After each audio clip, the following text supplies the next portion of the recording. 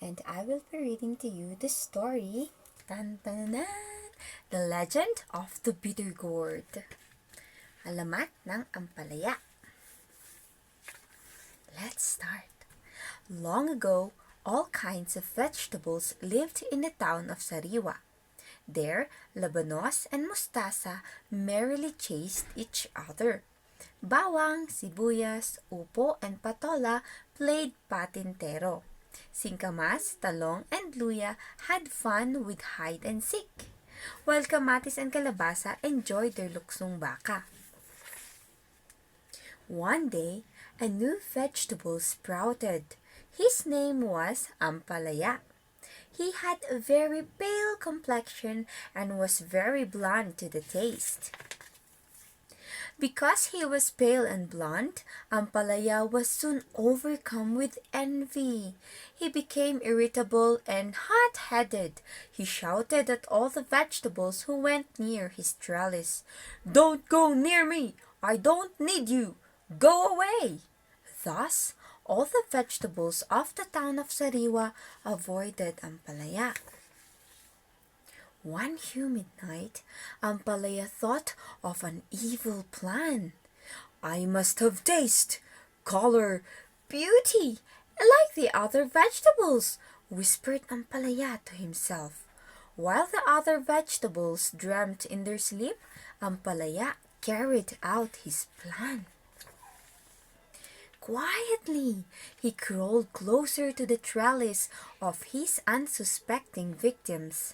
He grabbed the sweetness of kalabasa. He put away in a bayong the sourness of kamatis. By the way, this is a bayong.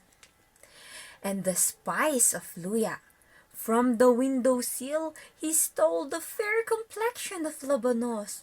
He also took the purple color of talong and the green cheeks of mustasa.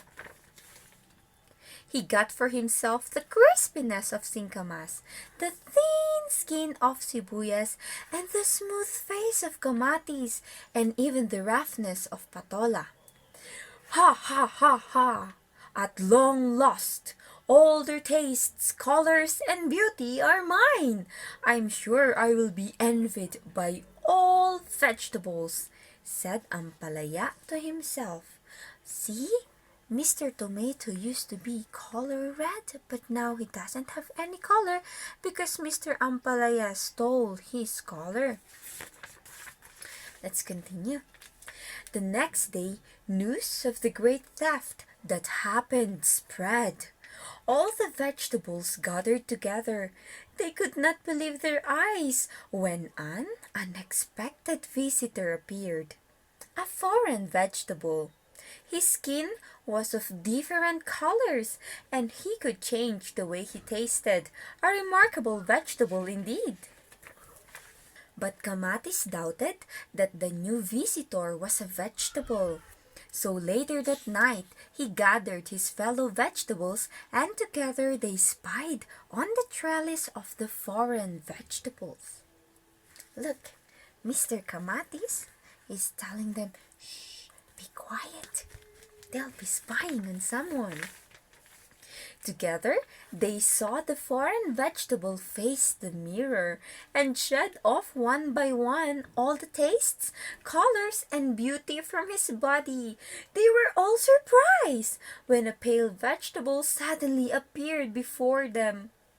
The irritable Ampalaya! Look at how surprised her eyes were.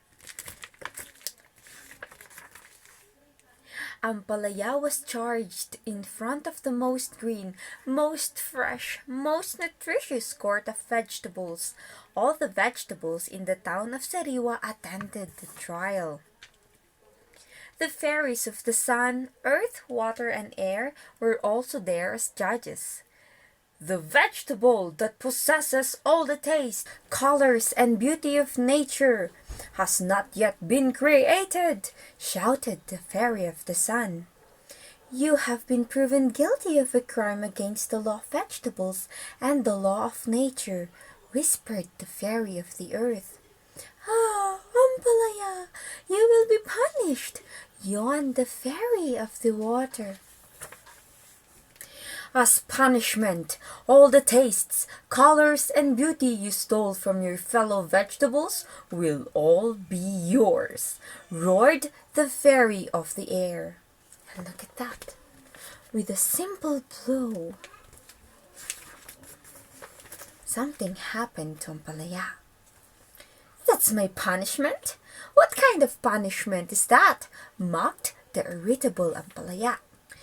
After the trial, the fairies promised to return to the vegetables the tastes, colors, and beauty stolen by Ampalaya. That night, something fascinating happened to Ampalaya. All the tastes, colors, and beauty Ampalaya stole fought inside his body. Because of the boxing match among the white, green, purple, yellow, and the other colors, his skin was stained a dark green.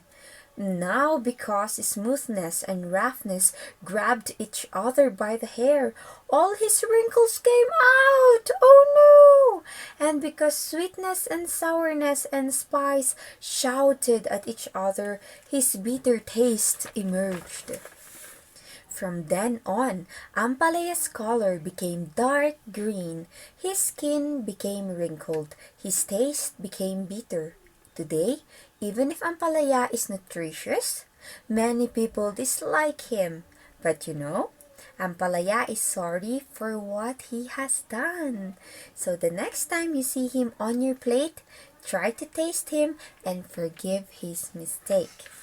Ta-da! Mr. Ampalaya is now happily playing with his vegetable friends. As you can see, he was forgiven by his friends. So all of them are helping us to be healthier and strong.